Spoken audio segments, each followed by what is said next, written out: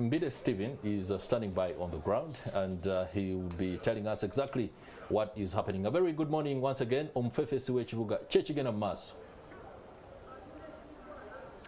Morning to you, and still Stephen Mbide on Fefeswe Chibuga is coming to you live from Logogo. I'm here because Uganda is celebrating her 60 years of her independence, and here in Logogo is part of the activities that are going to be taking place this week as we celebrate our independence. That we are showcasing Uganda, building Uganda through buying Ugandan products. And that's why we are here to have this exhibition, the 28th Uganda International Trade Fair. And of course, from my background, you can see the security is really tight. There is the Uganda police, military police. They are on ground to make sure that whoever enters this place for the exhibition, or it could be a visitor, could be an exhibitor, is one who is safe, and whoever comes here will be safe. And that's why I'm going to also be speaking to one of the people who's driving Ugandan Enterprises. He's the executive director of the Small and Medium-Sized Federation of Small and Medium-Sized Enterprises Uganda.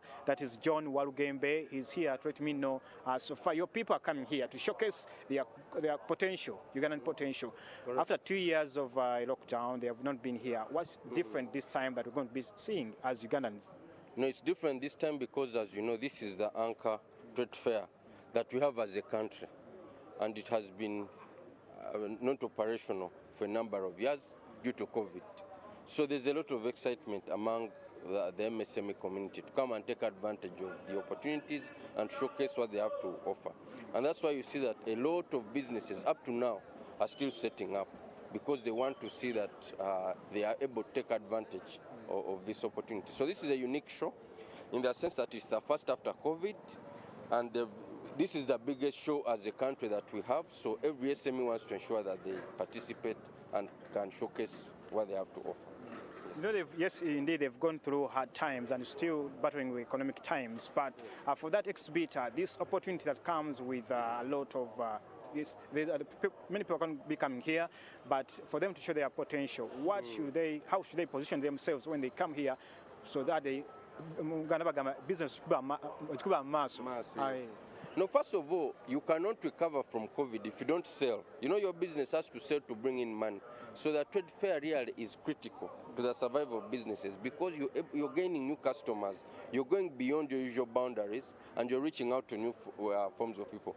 Now, businesses should also appreciate that this is a trade fair is not like a shop. It's not like you're selling. Obviously, you might sell. But the biggest advantage of a trade fair is that you're building your customer base. New people are seeing what you do. People are giving you instant feedback. So that's why it's important that you prepare. That's why it's important that you prepare, because you never know which kinds of contracts can come your way because of positioning yourself well in such an expo. So yes, it's expensive to exhibit, obviously, but the value that you get from it is much more. Yes. And also talking about the value, we know that we're going to be having dignitaries from Kenya, from DRC, from Sudan as part of the East Africa community. Yes. For the business person who wants to, from here, to expand their routes to the region, what should that person do coming out of this exhibition? No, so the exhibitors must appreciate also that as a country, our biggest exports go to the region. Basically, they go to Kenya, they go to DRC. And it's instructive that we expect some high-level guests from these countries. So please position yourself well, because you never know what kind of linkage you can make. Because once those high-level dignitaries come in, they come along with a team of business people with whom you can partner. There are also other exhibitors from other countries here who can, with whom you can build relationships. So do not just stay on your store. You know that you can build relationships both with other exhibitors, but also visitors from the region, because most of our exports go to this region. So it's the fact that we are having high-level guests from DRC and Kenya is extremely, extremely important.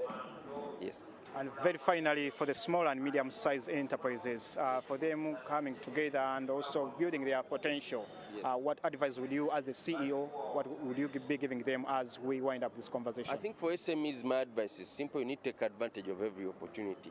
This trade fair happens once a year. you have time to prepare. Take advantage of it. Position yourself well so that people can see what you have to offer. They can give you instant feedback. They can connect you to others that you may not reach on your own.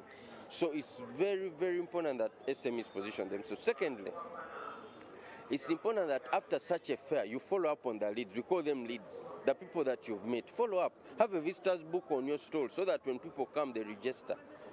And make sure that you have someone at the stall 24/7. I know it gets busy here because of a number of things, but just make sure you have someone on the stall 24/7 to attend to visitors, because that's the ultimate reason why you paid this money to come and exhibit.